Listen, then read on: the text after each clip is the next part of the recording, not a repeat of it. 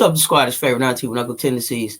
And Camila Cardoso got picked up in the draft last night, y'all. And Sahnya Jah got picked up by Arizona slightly before the draft. So she's out of the portal and she's got a home. She's committed to Arizona. Wishing her the best. Sad to see her go. Like I said, when I did the original post about her being suspended, I was hoping that she would work her way back on the team and continue to study and develop and grow under Coach Dawn Staley and her staff. It didn't work out that way. I was happy to hear that she did allow Dawn to be a part of her process in the transfer portal. I don't know how hands-on Dawn was, but she did mention that she had been allowed to be a part of the process of her entering the transfer portal and making a decision of what school she's going to be going to. I did want to highlight Sahnya Jah because I have been looking forward to covering her as I did all of the other Gamecocks. I just didn't get around to her before the suspension happened. So I want to give her due on the way out. Once a Gamecock, always a Gamecock. And as Coach Staley said, it seems like she's going to be a resource for Sahnya Jah going into the future. As much as she would like to reach out, it sounds like Coach Staley is available. So Sahnya Jah, 6-foot freshman, averaged 3.1 points, two rebounds, shot about 36.2% from the field. Not really a good representation of the type of skill set and the athleticism and the type of player that this young lady is. So don't get caught up in the numbers. I just wanted to share what she had been able to do for the little time that she was on the court. But an exciting talent. When I went back and looked at some of her highlights, she can make the three. She can pick and pop. She has guard-like handles. She brings a different skill set as a wing that I think will be helpful for Arizona. And it was something that I think we were looking forward to being able to take advantage of in South Carolina. And part of the reason why we brought her in. Coming into the school, I heard nothing but good things about her. Listen, she wasn't a prima donna, not a woe is me type of kid.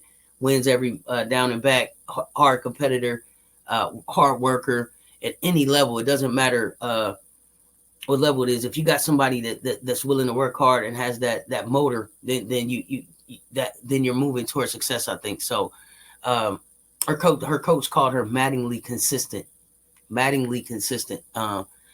So great things. I hear great things about her.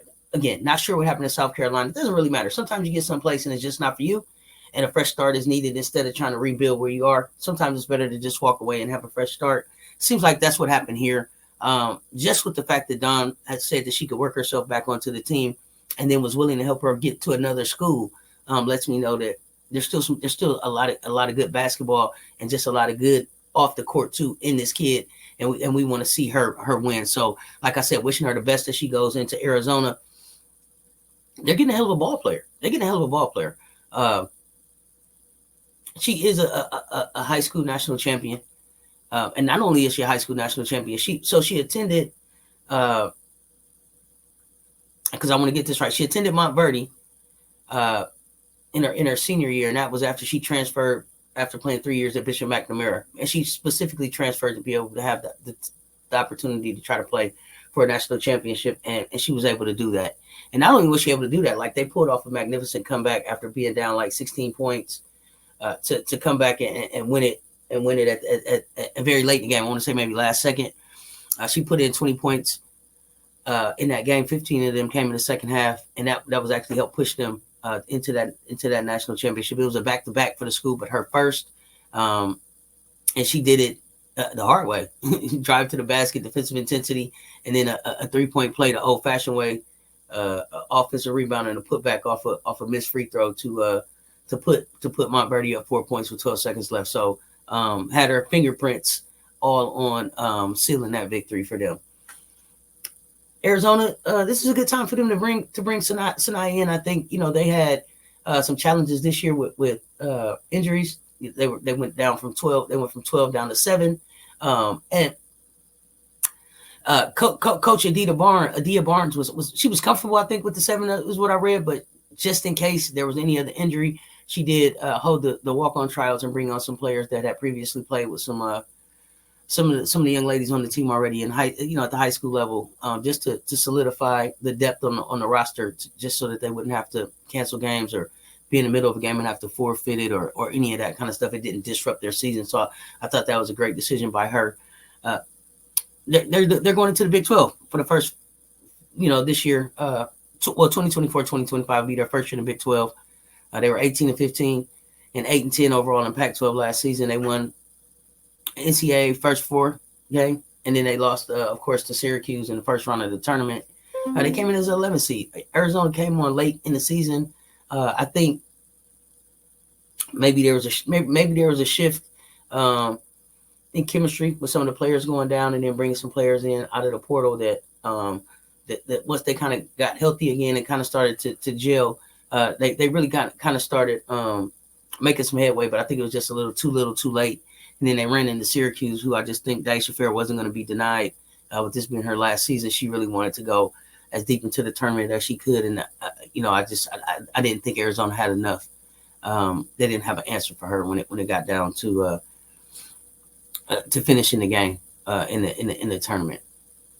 But this is a program that has been in 10 NCAA tournaments. They had their 5th 20 win season. I think Coach Barnes' squad scored like 5 top 25 wins and ranked in the AP top 25 for like the entirety of the 2022-2023 season. And that was like the 2nd year in a row. So this year was really like a one-off for this squad. They even, I think, season before last, won the Pac-12 attendance ranking. And then I think in national rankings they were at 9th. So this is a program that was on a trajectory that was definitely headed up, led by a coach that has experience with players who've had to transfer out. And I don't even want to say that. I don't think that it was a coaching issue or anything. I don't know. Like I said, I'm not sure what it was, but she's had some experience working with guards that have had to transfer out. So we had Pellington, who left Oklahoma her sophomore year, and then Trinity Baptiste, who she didn't have the perfect reputation when she left Tucson, but was able to come and find a home in Arizona and kind of reintroduce herself to the world and to the game. And I think that'll be really good for Ja. Arizona had 2 players drafted to the W last night. So a program that produces pro level type players. So again, something that she was looking for at South Carolina. So no drop off there. She's going to be joining Paulina Harris from North Carolina, who also transfers over to the Wildcats. So that's 2 transfer additions. And Coach Barnes says that's not the end. She's going to be looking for some more talent out of the portal. So they're going to be definitely trying to build out and get as deep as possible. I think that's the way that everybody's trying to go based on what South Carolina showed us this year. You got to have the depth to be able to compete. You got to be able to give girls, spurts. You can't run them to death 40 minutes. That's where the injury things kind of start to pop in. So definitely seeing some changes overall in women's college hoops with being able to bring in depth and talent. So I think Ja's explosively athletic perimeter performer, drives attacks, defense, makes plays at the rim, quick leaper, active on the glass, gets to the free throw line. Perimeter game is coming along, versatile, and the upside is really big. She only had 16 games with us this season, but everybody makes mistakes, and she can grow from this, and I think she will, and I'm excited to see where she goes from here. She's not the first Gamecock to leave us. We had, of course, Sahnya Rivers leave for NC State, and she was in the Final Four this year. So it's definitely not over for her. And maybe it was just too many Sahnyas. Sahnya Rivers, Sahnya Jah, Sahnya Fagan. It's a lot of Sahnyas. So maybe it was just too many Sahnyas in South Carolina. I don't know. But let's not forget about her. Gamecock fam, wishing her the best. Going to be on the lookout to see how she is able to contribute and impact Arizona as they make their entrance into the Big 12. And with that, y'all, I'm going to get on out of here. It's your favorite auntie with Uncle Tendencies. Until next time, stay tuned, y'all. Talk soon. I'm out.